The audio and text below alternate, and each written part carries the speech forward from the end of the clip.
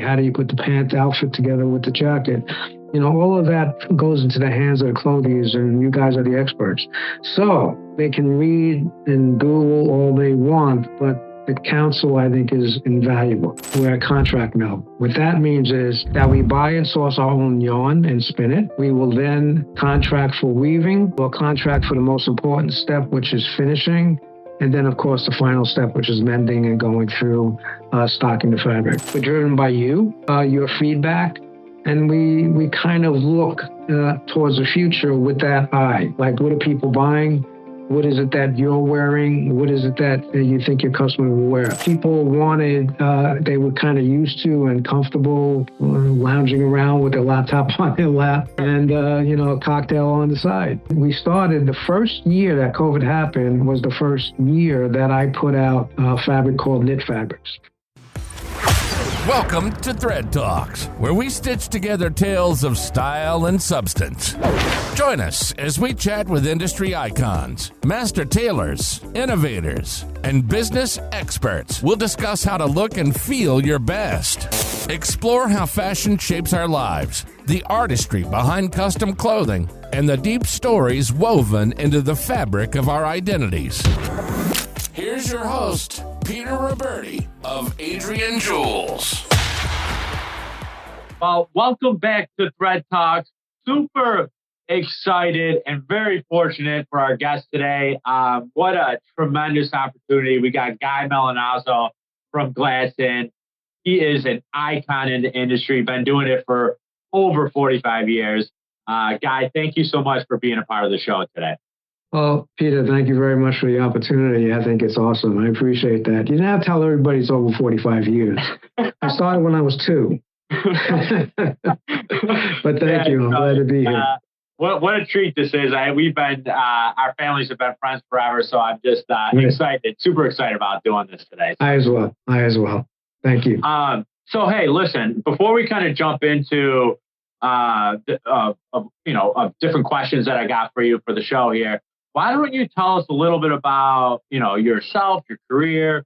Also, I know Mickey is a super influential in the company as well. So, if you don't mind, tell us a little bit about your story and Mickey's story too.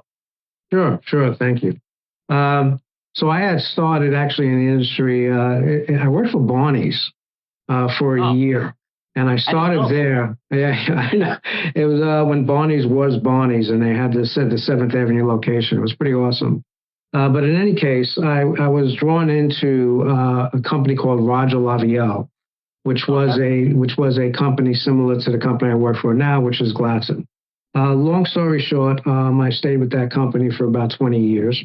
Went on my own for about 5. And when I went on my own, I myself and Mickey Solomon, who owned a company called Gladson, were also bidding for the company I worked for because I wanted to start my own business. And unfortunately, I won.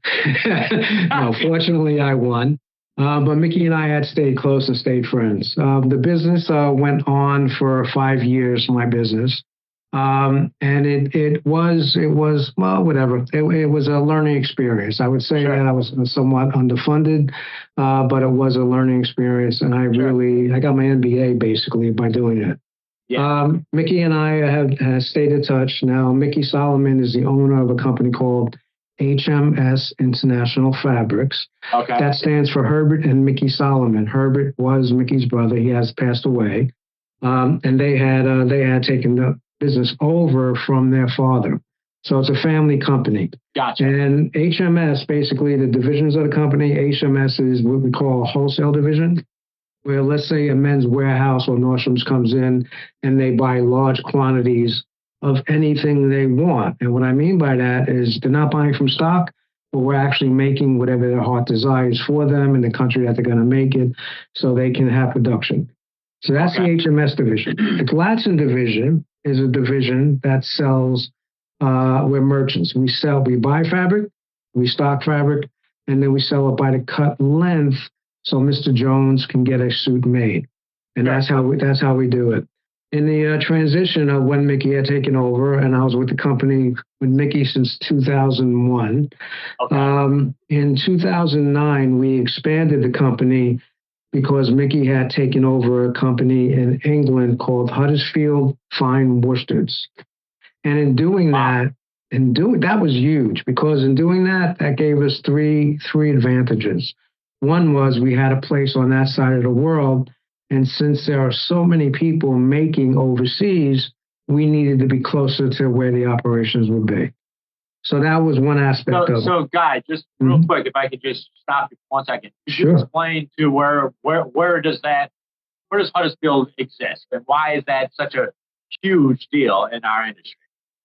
That's a good question. So when I alluded to that, we needed a distribution on that side of the world. That was one of the reasons. However, in England and in the north of England, which is Huddersfield, that is where fabric is made in England. Sure. And the company that we bought is not a mill. What we are is we're a contract mill. We're a contract mill. What that means is that we buy and source our own yarn and spin it. We will then contract for weaving. We'll contract for the most important step, which is finishing. And then, of course, the final step, which is mending and going through stocking the fabric. That's huge, because that gives us a chance to make ourselves somewhat exclusive with some fabrics that just aren't available at other mills. Yeah. So this is our English portion of the operation, which is really important. In fact, one of the cloths that we make is called Fresco. Yeah. And Fresco is a cloth that is a high twist, wrinkle resistant cloth. And the reason why I'm bringing this up, when we bought the mill, we have all the patents for that. And it's really huge. We also have the Queen's warrant, royal warrant, which we are able to put on our English books, which is also huge because no other woolen houses have that. So it's a nice pat on our back for that. So that's fun. That's pretty cool. Yeah. So that's the story. Now Mickey owns the company solely, both companies. Mickey is running the company, but Mickey, what he loves, he's a designer. Our bamboo product, that's all his design. Our Carlo Barbera product, all his designs. So he's doing things, again, just to make ourselves somewhat exclusive and hopefully produce goods that really may not be in the market, that we can appeal to the American trade. Wow. So let me ask you, so where does, because we had what a tremendous opportunity we had last year to go out to Biella and visit the mills. Where does BBC Vitale Barberis come? Where did that play? How did that come into picture with the company? That's interesting. I was talking with Mickey last week about that. The fabric Vitale Barberis is in the Biella region of Italy. In the Biella region, when you look at small towns, you look at Rochester. Rochester is Gotham City compared to Biella. Biella is truly a hill town, a small town, and most of the residents work for mills because that's where all the major mills are in that region. So what you have is the residents working there, but it's generations of residents that have worked there. It would be quite often, like when we went, if you recall, when we went through the mill, one of the stations that we went to was the mending department. In the mending department, right, for whatever reason, quite often, they're all women. And these women have their moms were in the factory as well. And the predecessors were. It just carries forward. So it's historical and it's intrinsic in the town itself. Now, the reason Barberis came into the picture in the 1980s, Italy wasn't so well known in the fabric trade. They were fabric, of course, suppliers, but in America, they weren't major suppliers. And it was England that was supplying most of the fabric to America. Okay. In came Italy, and there were two mills that came in first, and came in through merchants like ourselves, like when Roger Lavielle, for example. Okay. Barberis came in in the late 80s, and Mickey had done a book which they called 56 Classics. It was 56 styles in the book. It was called 56 Classics. Okay. And what was so unique about it was that they were the first mill to use the yarn that they still use today for that same cloth. The cloth that I'm referring to is a legacy cloth. They were the first mill to make the 276 singles for 56s, which, without getting technical, basically that's a very fine yarn, and a very durable yarn. Okay. So they were the first ones to do it, and it instantly started to get picked up. I would say by the mid '90s, everybody knew Vitale Barberis. Really? People just started to gravitate to it, and the reason why there was an appeal or a draw. Barberis, first of all, they're a mill that was established around 1663. 1663. It's a couple of years. It's a couple of years to say the least. Wow. They are a family-owned business. Right now, the 13th generation is running it. The business they pride themselves on a couple of things. One is that they want to make fabric that is tailorable anywhere. Well, that sounds kind of like, what are you talking about? Yeah, why is that? Okay. Well, what happens is in today's landscape in the factories, fabrics that are made for off-the-rack clothing, in other words, let's say a knit fabric, fabric that's made for off-the-rack clothing, that can go into a factory, and that factory will change the settings on the sewing machine for tension, the thread, the size of the thread that's going to go in. This way, that garment will make up well for ready to wear. Okay. That garment, that fabric may not be good for custom.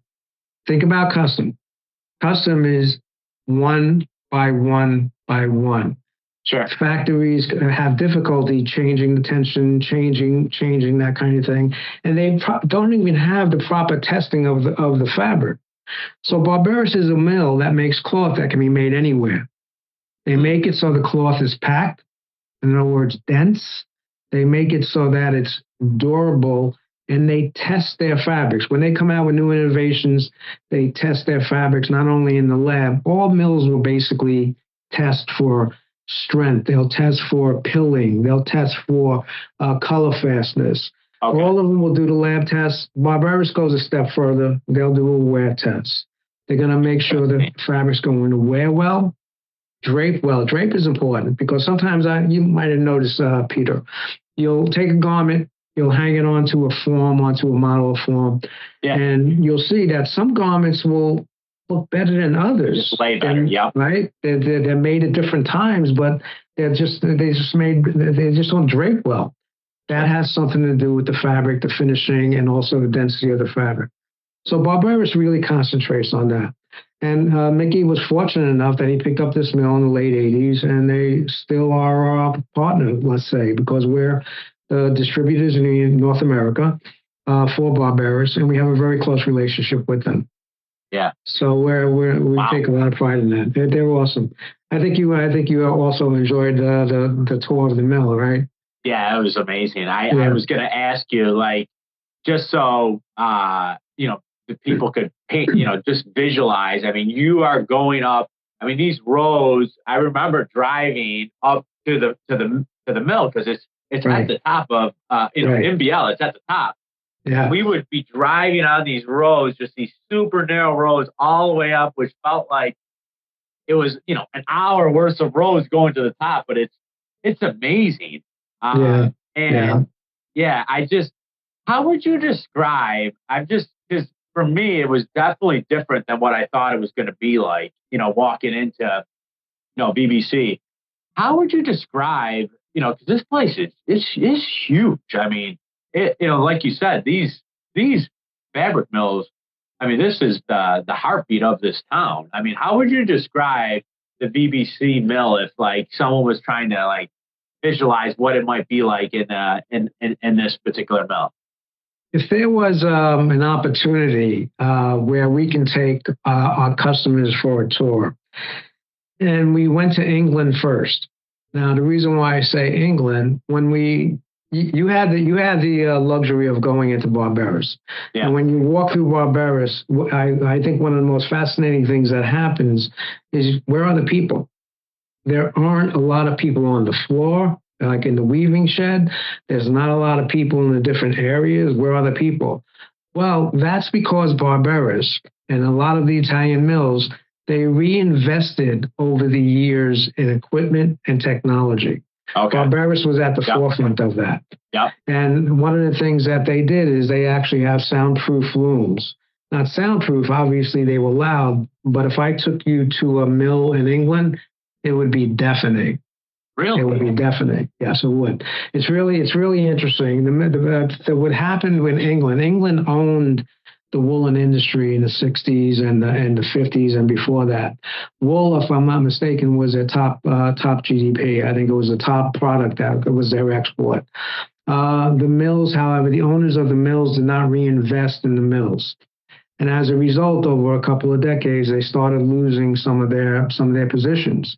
They first lost it to Asia, and then, as I mentioned, Italy came into the picture in the 80s in America, and then started blossoming from that.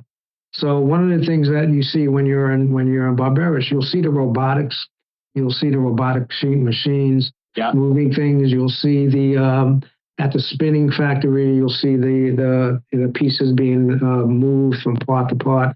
That's all new technology that they were on the forefront of doing. In fact, another thing, Barberis, if you recall, one of the things that they realized in the 90s was that they're taking a lot out of nature. And what I mean by that is, one of the biggest factors in finishing fabric is water.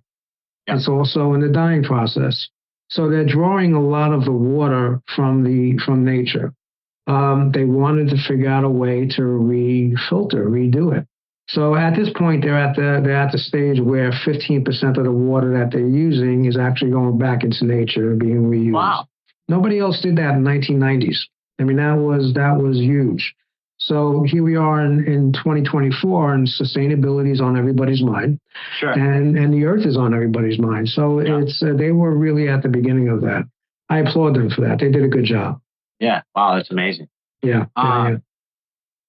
Let me just ask you, because I just thinking about a question here as I from a recent experience from in the showroom this past weekend. So, talk to me a little bit about like fabric compositions, like, and how that works with. I'm just thinking, like, especially as we go into the spring and summer season, there's linens, there's linen blends. Is there a general rule of thumb when I'm pairing up like sport coat and trousers that we should be really thinking about or doing, when we're figuring out what works with what? So there's a lot of different aspects of fabric that are conducive to wearing them during different parts of the year and putting them together. Okay. One of the interesting, I think in the last 4 years, one of the interesting turning points was the pandemic. Was COVID. Sure. So COVID came around. People started working at home in New York City. I would say that it's almost like a 4-day work week these days. It's kind of interesting. But in any case, you still have people working at home, and therefore it kind of changed the demand not only of the garment, but also the fabric. So people were working at home. They basically were not dressing. They were wearing sweatsuits or anything they were basically comfortable in during the day. When the work week started happening again, however long that took, people did start coming back to the office, but the dress code was a little bit more relaxed. Sure. Okay. I would say in my world, we probably sell more sport jackets than we do suits these days, because that seems to be the comfort level of the person going into the office, and the culture also, I must say.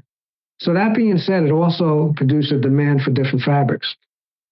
People wanted, they were kind of used to and comfortable lounging around with their laptop on their lap and, a cocktail on the side. Right. And so we started the first year that COVID happened was the first year that I put out fabric called knit fabrics. which is opposed to being woven in the typical weave. Knits tend to be very stretchy, and they also tend to be a little bit comfortable, usually not in the wool world. However, I was able to work with a couple of these mills that I work with, like Barberis, who do make wool knits and made that type of fabric. So they made the fabric, my winter collection, a knit fabric, was a flannel with a lot of stretch to it. And when you look at the jacket that's made of it, people weren't really making structured clothing. They were making more like a type jacket, that kind of look, which is actually very popular right now. So we started moving into different compositions as time moved on. So as you know, we have a stretch collection now, which is called Voyager, out in the market, and you know our Flex collection. So these are collections that were offering stretch, and stretch offers comfort. It offers comfort when the guy's wearing it. When he'll feel it on his shoulders. When you sit down, your thigh expands, so the fabric will expand. So it offers some comfort for the person that really wants to be more comfortable and formal, let's say. So that was one of the aspects. Now, another aspect is this. Like in the recent spring seasons, we wanted to put out a lot of fabrics that weren't necessarily the wools that you saw at Barberis. Instead, we gravitated, they made a cotton, linen, and silk blend, which is a very textured garment, a very textured cloth, kind of like a little open, but it looks casual. It has a soft look to it. So you can make a structured jacket out of it, or you can really just make almost like a casual jacket to wear. So in doing that, we started moving into these textured type jackets that seem to be more appealing to people than let's say, a Navy serge. Nothing wrong with a Navy serge. Yeah. It's just that people started gravitating to things that were different. So Barberis was one of the mills that was doing that. And they were doing collections like that, as well as doing some other things that were a little off the beaten cuff. But we found the most success in some of the things that we put out. You'll see it coming out, as a matter of fact, shortly to you. And what we also found was this: dress pants.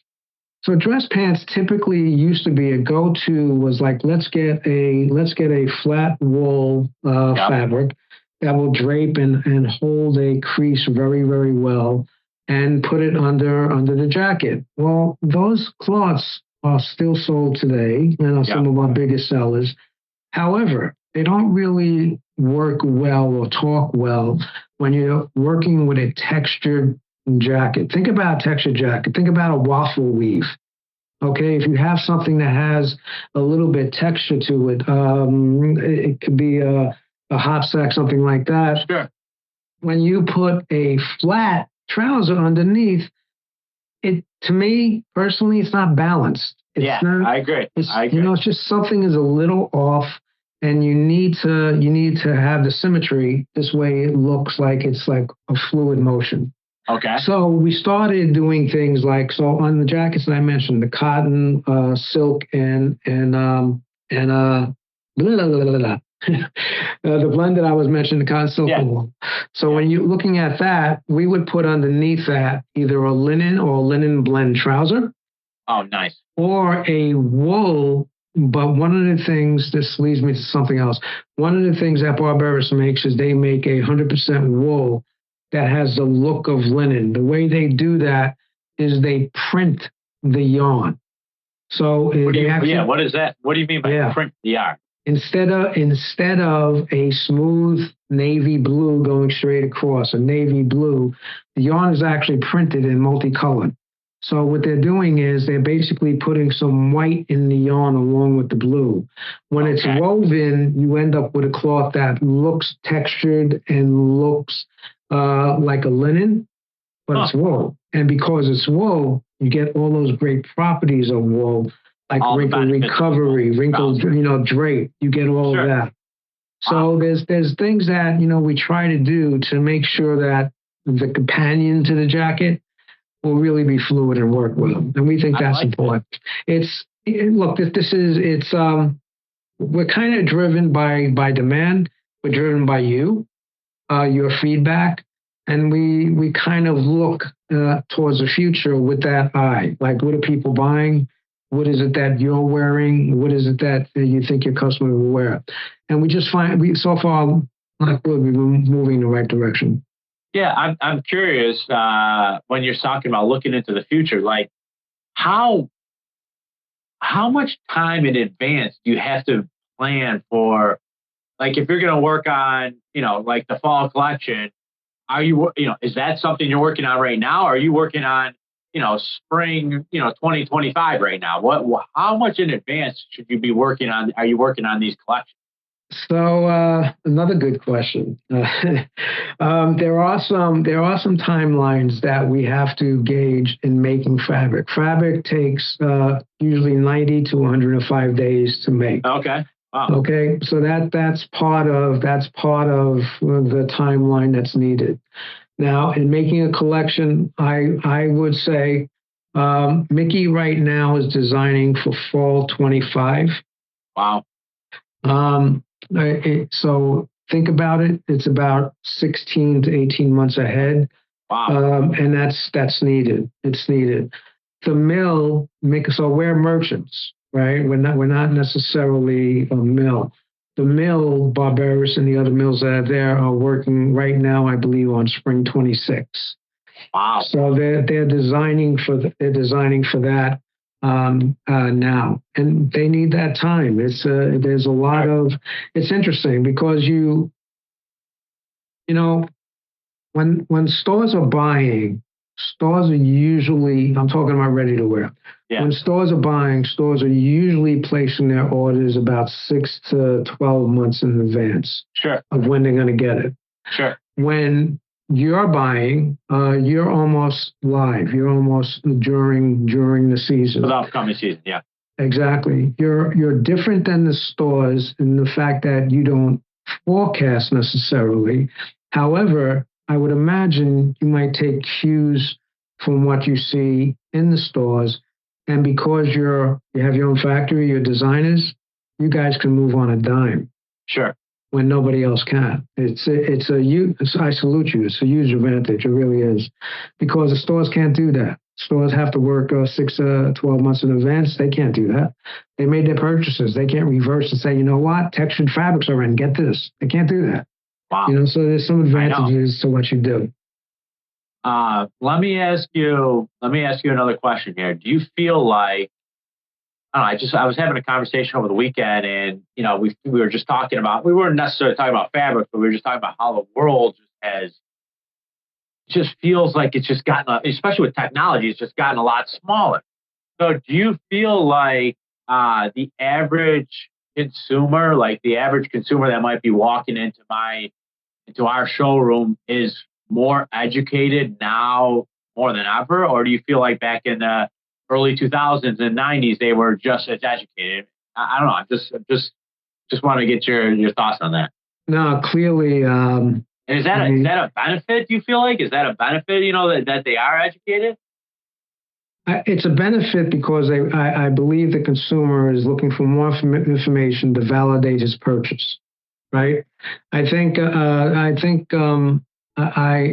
would say that the information that we're all exposed to now, because of technology, because of what we have on our phone, instant, and AI is going to bring that even closer, is actually a good thing. However, it's still in the hands of the experts, and I consider you as a designer, clothier, provider of garments to counsel correctly. I don't think, just the business is easy to get into, but it's knowledge and about fabrics is one of the aspects. The other aspect for you is fitting. The other aspect is designing, putting it together. I can't do that, but my aspect, I've been in the business for a while, so one of the benefits is I can probably style a garment. Styling it is important. Sure. And styling it means more than just like, is it going to be double-breasted, single-breasted? It's how do you put the shirt together? How do you put the as I mentioned before, with textures and fluidity? How do you put the pant outfit together with the jacket? all of that goes into the hands of the clothiers, and you guys are the experts. So they can read and Google all they want, but the counsel, I think, is invaluable. Absolutely. Without question. I like that. Nice. Yeah. I've got one more question, and listen, I know your time is super valuable, so again, I'm super. Oh no, thank you for this. I like talking. What as we enter this spring and summer season, I know we've got a bunch of different collections that you've sent to us. Is there one in particular that kind of has been a standout for this upcoming season, or one that you're most excited about? So there's two collections that we put out. One we put out earlier in January. Unfortunately, it reaches a narrow audience because it's a luxury cashmere. Okay. So in putting this collection together, this is almost it's interesting because cashmere. When you think of cashmere, you're thinking about sitting by the fireplace, feeling warm and cozy, sure, and feeling that lush feel of the beaver finish of it. You would never think of cashmere as summer or spring. So we put out a collection of cashmere. Cashmere usually is weighing about 11 ounces in weight. That when we talk about that, usually we're saying 11 ounces per yard. It takes 2.5 yards to put together a jacket. So you're feeling some weight on your body. Sure. This cashmere is 8.5 ounces. It's 8.5 ounces, and additionally, it still maintains that beaver finish, that raised fiber finish, but it's a tropical weave. A tropical weave is something that's a little bit more open and breathes. This fabric can be worn in the summer. In fact, we have 23 colors in it, and we have colors that are pastel colors that, for the particular purpose of being worn all year round, it's taken off very well, and we're pretty 8.5 ounce cashmere is exactly. Insane. Exactly. And look, when you're wearing something that is that luxurious, it's like when you shake somebody's hand, you tap them on the shoulder, your hand stays on the shoulder a little bit longer. Yeah, right. You're like, wow, this feels pretty good. Right. It's definitely something of appeal. So we're doing well with that. But again, that's a small audience because it's at the top of the food chain. Sure. The other fabric that is just coming out now is a fabric that we call textured solid jackets. So there's two different cloths in there. One is a very open, full hopsack weave, so very pebbly, and it's made by Barbera, and it's made of wool, silk, and linen. And it has a very soft look. So like if you were making it, you certainly can make it, again, into structured jackets with the regular shoulders, but you can also make it into a natural shoulder, make it into a jacket, and it just looks fantastic. So that's one of the cloths in this collection. I like that. And then for the classic guy in the same collection is a tight hopsack. Hopsack is something that has a little bit of a weave to it, as opposed to a twill weave, which is very flat. You'll see some texture in a hopsack. You can see that in our bamboo book, for example, on the back of the book. Yeah. So this hopsack also has about 23 colors, and it's got some great pastels, ice cream pastels that just look lovely, and it's great for spring summer. You'll find yourself buying several of them and wearing the same white pants because you're gonna want to get out on a boat with it. It looks awesome. So we're excited about that. We're also coming out with the Portofino you should have received. The Portofino is the book that has the cotton, silk, and linen textured in it, and that's a book that's more seasonal, meaning that that is going to last for about maybe 12 months, and then on to the next and better one. Wow. So, yeah, we're excited about that. We think it's going to work really well. Yeah, it sounds like what you're telling me, like some of these textured solids, semi-solids, like that's really what seems, and the different types of composition is really what you're seeing and what the trends are moving in the direction of, right? Yeah, and the books that I'm mentioning, you're looking at books that are going to be lightweight, essentially. Sure. So we are talking about spring and summer for the most part.